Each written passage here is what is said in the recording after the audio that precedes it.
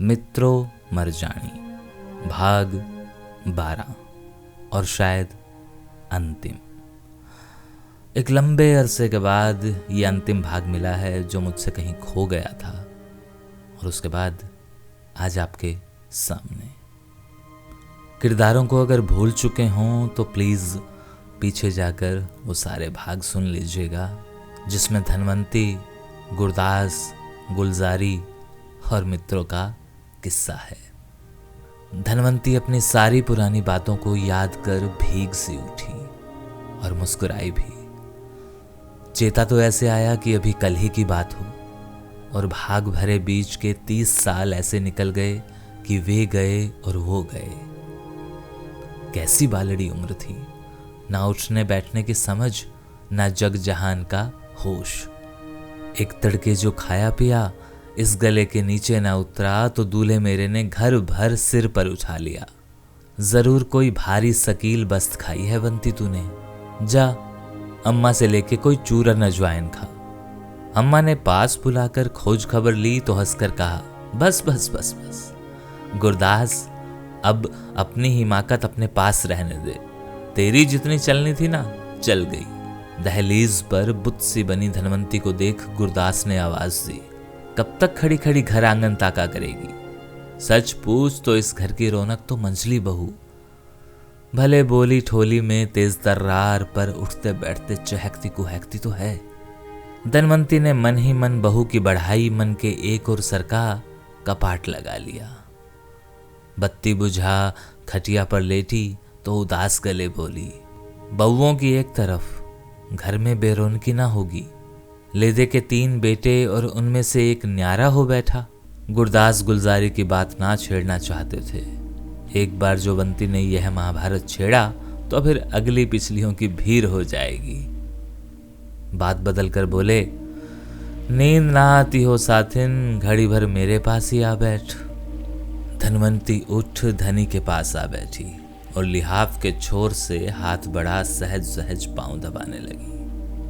एकाएक हल्की फुल्की हो कहा, याद है ना जी, तुम्हारे बनवारी के जन्मते अम्मा ने मन भर लड्डू करवाए थे।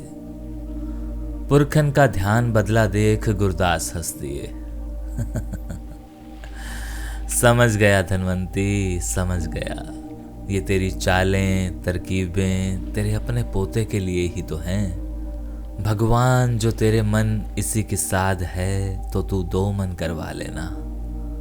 सुनकर धनवंती का रोम रोम पुलकित हो आया।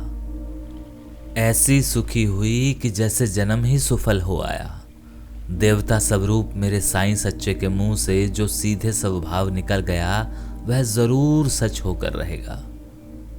फिर एकाएक अपने को चेताकर रोक दी, सब्र कर धनवंती, सब्र कर। इतना हुलास पचाएगी कैसे? पलक गिरा कुछ कहने को हुई कि लड़कों के बापू की आंख झपक गई। अडोल हाथ खींच ऊपर का कपड़ा समेटा। उठने को हुई कि गुरदास आंखें खोल ऐसे तकने लगे कि सोए ही ना हो। पिछली बात का तार छूकर बोले, धनवंती, यह घर गृहस्थी तो मोह माया की फुलवाड़ी। एक बार खिली नहीं कि मुनख ना शुक्रा बेर बेर हाथ पसारे दाता से कुछ ना कुछ मांगता ही जाता है। छोटी सी बात मेरे पल्ले बांध ले साथिन, जो थोड़ा बहुत दान पुण्य धर्म कर्म इस चलते भंडारे से निकल जाए ना सो ही सफल। कुसुम्भी जोड़ पर लहरिए की ओढ़नी ओढ़ मित्रों सरदारी लाल के संग तांगे से उतरी तो नूर महल के अड्डे पर कोई अनोखी अचरज भरी हलचल मच गई। 3 मंजिले वाली बालों की गोरी जाई हस्ती इतराती अपने ब्याह पर अनाए खसम के साथ पीहर आई है। बाजार के दाएं बाएं हटवानियों के तोल तराजू हाथों में ही रह गए। किसी का दिल मस्का, किसी ने आह भरी, किसी का कलेजा मचला और किसी की कसकती आंख बालों के धी जमाई पर अटकी रह गई। अवतार ने माप कर गज हाथ में लिए लिए रवेल सिंह को आवाज दी, और यार रवेल सिंह, आई बसंत और पाला उड़ंत। रवेल सिंह ने आंख मारकर फटकारा, और फिटे मुंह तेरे अवतार चंद, तुझे पाला कक्कर पहले ही मार गया। और मेरे यार, चूल्हा जला सेक ले अपने हाड हड्डियां, नहीं तो कल अखाड़े कैसे उतरेगा। मित्रों से हाथ भर ऊंचे सरदारी लाल ने कान खोल खोल सुना, दांत पीस पीस पचाया और नजर नीची कर ससुराल की गलियां लांघता चला।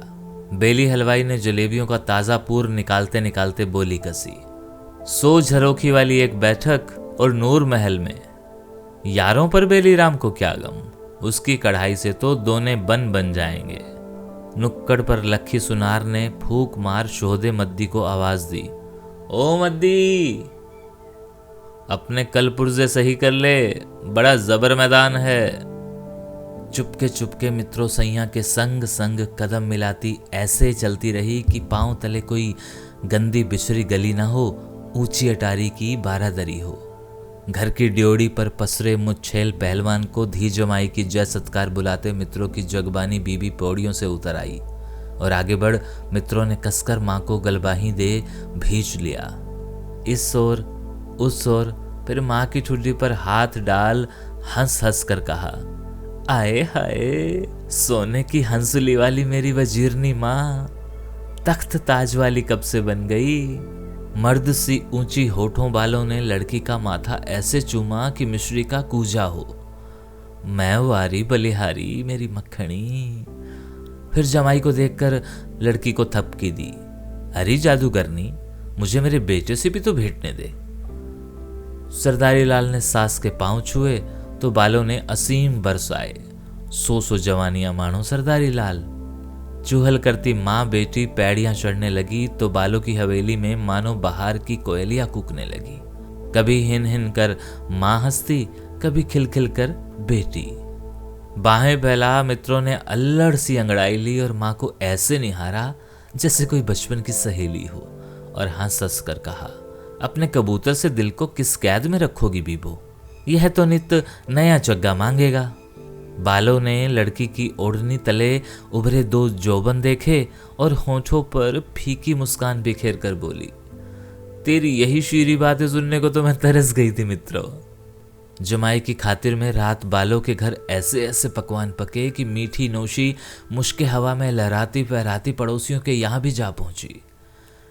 शोकधानी जोड़े पर बोस्की की चिट्टी चादर ओढ़ बालों जमाई को परसने लगी तो सरदारी लाल को मित्रों की मां अपनी सास सी नहीं दिखी। ऐसे लगा कोई कारोबारन धंधे वाली व्यापारन हो। काली सी मजबूत बाहों में कुल्फों वाले चूड़े और कानों में झूलते बड़े बड़े लंबे बुंदे। जमाई से सटकर बैठी अपनी जाई को देख तन पर एक बार तो कोई संपीली सरसराहट लहर गई। एक नहीं, बालों ने तो सौ मर्द नचाए अपने इशारों पर। बस एक खसम का सुख ना बंधा था इस अभागी के भाग। मन का खोट छिपाकर लड़की से कहा, अरे मित्रों, तू कब से पंडित को पात अपने साईं के संग थाली में ना खाएगी। मित्रों ने जैसे मां के दिल का पूरा पूरा वर्का पढ़ लिया हो। भौहें चढ़ाकर छिड़ा, तुम्हारे जमाई से अच्छा बुरा पाटने का मेरा तो ठेका ही ठहरा बीबो, पर आज तू ही खुशी कर ले। यह सुनकर सरदारी लाल शर्म से पानी पानी हो गया। एक दूजे को उखाड़ती पछाड़ती ये कैसी मां बेटियां। खा पीकर सरदारी ने थाली से हाथ खींचा तो मित्रों अपनी भूरी आंखें मटकाती दूध मलाई बन बोली, हुक्म, अब आप विराजो। सेज बिछोने और मित्रों इस पापी पेट को अर्चा परचा अभी हुई हाजिर। बाहर जाते सरदारी लाल को बाका लाचा देख बालों के मन जो मरोड़ उठी तो मित्रों ने आंखों से ही समेट ली। हाथ से निवाला तोड़ मरोड़ नखरे से माँ के मुंह में डाला और गेंदे के फूल से घुटी घुटी बोली, बीबो, मुझ गरीबन से क्या होड़, तुम्हें तो नित नए रास रंग और मित्रों बेजारी हर दिन अपने इसी एक निठल्ले के संग। खसम पर घमंड करने वाले की बात से बालों के पपोटे जलने लगे, पर ऊपर से लाड का फन फैलाकर बोली, मेरी भोली मित्रों, मुझे तो तू अंग अंग में प्यासी तरसाई जापती है। फिर पुराने तमाशाई खिलाड़ियों की तरह आंखें घुमाकर पासा फेंका, अरे लहर हो तो बुलाऊं तेरे बागीची के कोई माली को। मित्रों के मुंह में पानी भर आया। घर वाले का मान गुमान सब उड़न छू हो गए। सजरी आसपास से आंखें चमकने लगी। ओढ़नी तले दो पंछी मचलने लगे। मां पर आंख गड़ा होले से कहा, हाय हाय बीबो, तुम्हारे मुंह गुलाब, पर घोड़े से लद्दड़ तुम्हारे इस जमाई का क्या करूं? बालों ने हमजोलियों की नाई लड़की को चकोटी काटी। यह झमेला तू छोड़ मुझ पर। अरे तेरी माँ खिलाड़ी ने बड़े बड़े बांग छका डाले।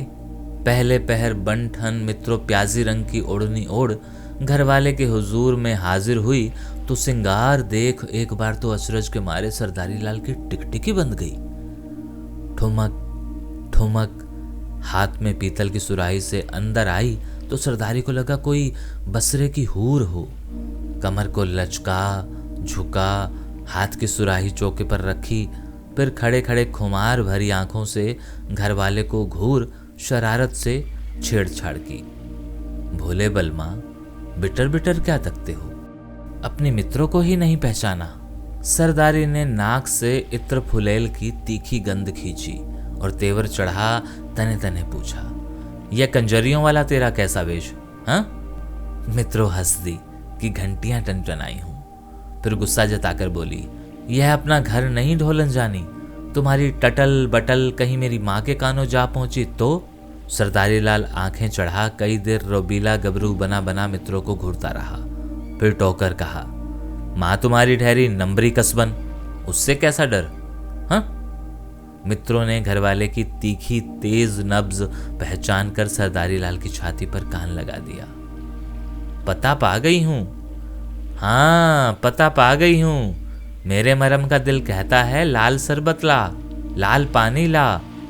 फुर्र सी उठकर चौकी से सुराही उठाई, प्याला भरा और होंठों से लगा दिया। साहिब जी, आज तो मित्रों के हाथों प्रसादी लेनी पड़ेगी, लेनी ही पड़ेगी। सरदारी के मन लड्डू घुलने लगे, पर डपट कर पूछा, वह क्यों री? मित्रों ने दुगनी शौखी से कहा, मनुक का चोला क्या बार बार मिलता है? माहिया, आज की रात बिसरा दे। ढोलन के मित्रों तुम्हारी ब्याई परणाई है। फिर आंखें नचा घरवाले के नाक से नाक छुआ ली। बस आज तो यह समझो कि मित्रों संगरूर वाली लाली बाई है। मित्रों की इस बेशर्मी अनोखी अदा पर सरदारी लाल का तन मन रीझ गया। पास बैठे मित्रों को ऐसे ताका कि मित्रों को ही गले से नीचे उतार लेना हो। बाहें फैलाकर कहा, तो फिर आ, इधर आ मेरी लाली बाई, तुम्हें भी तो देखूं। मित्रों के होठों पर हंसी थिरकने लगी। ओढ़नी कंधे पर झुला, आंखें बार बार नचाकर मित्रों ने घरवाले के गले में बाहों का हार डाल दिया और प्याला मुंह से लगाकर कहा, ढोल जानी, इस चढ़ी नदिया तो बड़े बड़े तारू डूबते आए। सरदारी ने सांस ले घूंट भरे, 1 2 3 और फिर गट गट प्याला खाली कर दिया। और दे लाली बाई, और दे। फुम्मन सी फुदक मित्रों ने और उड़ेली। सरदारी ने लंबे लंबे घूंट भर और गच की, फिर नजर टिका मित्रों के मुख पर, सरूर से हंसा। पिलाने वाली तो सचमुच ही लाली बाई, पर यह भी तो बता गुलपातो, मैं पीने वाला कौन? मित्रों ने सरदारी के खसखसी बालों पर चूड़ियों और छल्लों वाला हाथ फेरा। मेरे मोहने रांझन, अब मैं भई लाली बाई, जब मैं भई लाली बाई तो तुम लाली भाई के कुंवर कन्हाई। सिर हिला हिला सरदारी कुछ कहने को हुआ कि गला जलने लगा। हाथ से इशारा किया, और दे, और दे। मित्रों ने और दी, फिर और दी, और फिर सुराही खाली कर आखिरी प्याला मुंह से लगाकर कहा, बस अब और नहीं, यह पी के सो जा मेरे छोने मोने, सो जा। सरदारी लाल घुटती घुटती आंखों बुड़बुड़ाया, शरबत में तूने कोई आग घोल दी है, आग।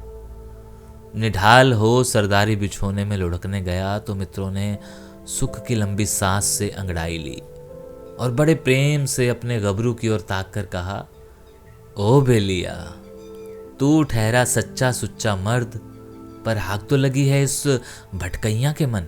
पांव उठा दरवाजे की ओर बढ़ी कि पास ही कहीं लुकी छिपी बालों अंदर आई।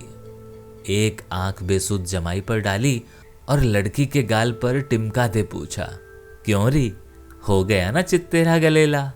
त्योरियां चढ़ा मित्रों ने होठों को मरोड़ दी और भभक कर बोली, गलेला नहीं, सिंह कहो, गुरयानी सिंह। ऐसा अहंकार कचोट सह मन ही मन कहा, 2-4 रातों की मार तू भी डाकरी, फिर कौन तो बड़वा तेरा खसम और किसकी तू त्रिमत। जहरीली आंखों बालों ने लाड बरसाया और हाथ से संभाल लड़की को बाहर ले चली। तेरा सिंह तो वाह वाह मांद में सोया पड़ा है, अब चलकर जरा बब्बर शेर से भी टाकरा कर ले। हुलक फुलक मित्रों ने बड़ी बड़ी पनीरी आंखों मां को तरेरा और टिटकारी भरकर बोली, बीबो यह डिप्टी भगा तो तूने भी टोह टाह के देखा ही होगा। मुंह जोड़ लड़की की नजर चुरा भालो हंस दी। माँ बेटी ओसारा पार कर पाहुन घर की पेड़ियों तले पहुंची तो मस्ती में मित्रों के पांव ऐसे पड़े कि बसंती बयार हल्के पात फरफराए हों। ललक से उमड़ते हिया पर हाथ दे एक नजर सीढ़ियों को देखा, एक आंख पलट सरदारी लाल वाले कपाट की ओर, माँ को ठोल दिया, बीबो तेरा जमाई उठ बैठा तो मित्रों की खैर नहीं। बालों का जी तो हुआ कि कहे, सुन रही तेरा खसम ऐसा जमा मर्द नहीं, पर सहारा दिया वह तो गहरा गुडुच। मेरी गुड्डो फिर भी कहे तो सिरहाने बैठ पहरा देती रहूं। मित्रों हंसी की तन गमक गई। माँ को गुदगुदाकर कहा, ऐसा गजब ना करना बीबो, मैं हाथ से अपना गबरू गवा बैठूंगी। चुप रही लकड़बग्गो, माँ के संग ऐसी मस्खरी। मित्रों माँ पर निहाल हो गई। जमाई के उठने से पहले अपनी इस बच्ची बछेरी को जगा दोगी ना। बालों ने लड़की के कान में कुछ कह दुलार दिया, सो भलारी जा आनंद मना, मौज कर। माँ को नाक मुंह चढ़ा मित्रों छज्जे वाली पैड़ियों में पाहुन को मिलने चली तो नीचे खड़ी बालों के दिल पर सुहागा चला गया। ऐसी हुक उठी, ऐसी टीस जगी कि देह की देह भखने लगी।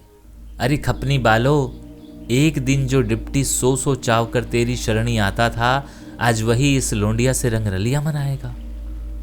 थूरी बालो, तेरी जिंदगी पर दिल का ऐसा टांका उधड़ा कि आंखों के अधरों से पानी रिसने लगा। सह न सकने से भराए कंठ लड़की को आवाज दी, मित्रों होरी मित्रों। पाहुन की अधभिड़े किवाड़ की चिलमन पर पड़ा मित्रों का हाथ नीचे लटक गया।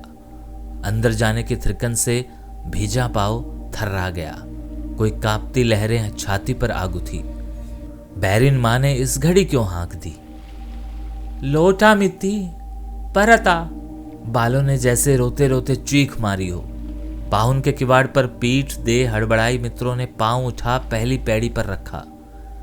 ओरे मित्रों के गोसैया, तूने इस माटी की देहरस की तलैया क्यों डरका दी। उतरकर नीचे उसारे में आई। कारिख पुते अंधियारे घर में घुड़ती माँ की चद्दर के सिवाय कुछ न दिखा। पास आकर फीके गले पूछा, बीबो खैर तो है, धुर दहलीज से बुला लिया। ओढ़नी में मुंह सिर लपेटे मित्रों की माँ बैठी बैठी सुस्कारियां भरती रही। कुछ तो कह बीबो। हिचकियां ले ले बालों का गला घरघरा आया तो लड़की के जी बड़ा भरम लगा। आचरा खींच खींच मिन्नत की, कुछ तो बता बीबो, अभी अभी तो अपने मित्रों को हंसते खेलते ऊपर पठाया और अब तुम। कुछ कहने को बालों ने मुंह खोला पर रोलाई से होंठ फड़फड़ाते ही रह गए। बालों ने सिर हिला लड़की को कुछ कहना चाहा, फिर एकाएक कस कर मित्रों को बाहों में भींच लिया और हिड़क हिड़क कर कहा, तेरी माँ के जमाने लद गए रे मित्ती, अब कौन इसका मित्र प्यारा और कौन इसका संगी साथी। बीबो भुचक्के मित्रों से कुछ कह बनना आया। माँ के कंधे थाम उसकी काली भौरी अखियों से बहते पर नाले देख रुक रुक कर कहा, तेरी दिलगारी की गिनती तो 100 सैकड़ों में थी बीबो। लड़की की बात सुनकर बालो हाहाकार उठी। मित्रों का हाथ पकड़ रोकर कहती चली, नारी अब इस ठठरी ठंडी भट्टी का कोई वाली वारिस नहीं, कोई मरे मनुख का नाम भी नहीं। दुखियारी माँ को गलबाही दे मित्रा ने ढाढ़स बंधाया। मेरी सौ बीबो जो तुम इतना दुख मनाओ। बालों ने वास्ते ले ले कहा, तेरी अकेली माँ को अब यह घर काटने दौड़ता है री। एकाएक जाने क्या हुआ कि भय के मारे मित्रों का कलेजा दहल गया। अंधेरे में डूबे सूने किवाड़ों को देखा तो आंखों में कोई बिजुरिया कौंध गई। मसान सा सूना भाएं भाएं करता घर भूतों के डेरों सा दिखा, और कलपती माँ कोई भूखी प्यासी डाकिन। बालो लड़की को अपनी ओर खींच कर बोली, बेटी मुझे अब अकेले छोड़कर ना जाना, मैं सरदारी लाल को मना लूंगी। अंधेरे में दमदमाते नीले पपोटों वाले माँ के काले चेहरे पर दो चील सी आंखें देखी तो चीख मारकर मित्रों परे जा छिटकी। क्यों री? हाँ क्यों?